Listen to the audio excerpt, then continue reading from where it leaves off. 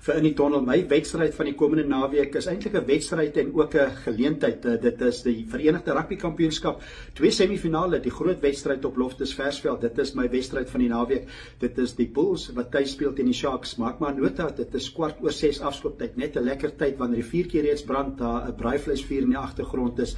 'n Groot semifinaal, ten minste een Suid-Afrikaanse span wat in die eindstryd gaan speel. Dit is ook dan vroeër die dag is dit Leinster wat speel teen Glasgow Warriors, en as 'n Glasgow Warriors daai wedstryd dalk kan wen teen Leinster en die Bulls wen, dan is die eindstryd in Pretoria. Maar as Leinster daai semifinaal teen Glasgow Warriors wen, dan speel hulle tuis teen wie ook al in Pretoria wen. So groot wedstryde, dit is Saterdag die semifinale. Dit is in Pretoria veral, die Bulls en die Sharks. Ook iets om dop te hou is Sondag, dit is die Comrades, dit is tradisieryk, is 'n groot geleentheid. Dit is afwedloop hierdie jaar, dit is die 98ste keer dat die Comrades aangebied word. So baie Namibiërs wat ook daar draf, en baie sterkte vir almal en hou bene hou. En die gunsteling, een van die gunstelinge wat ek na gaan kyk of sy kan weer wen, is Gerda Steyn. Sy is 'n legendariese drawer van Suid-Afrika, langafstand sensasie, en sy het die afgelope 3 Comrades gewen. Hopelik kan sy dit die 4de keer doen.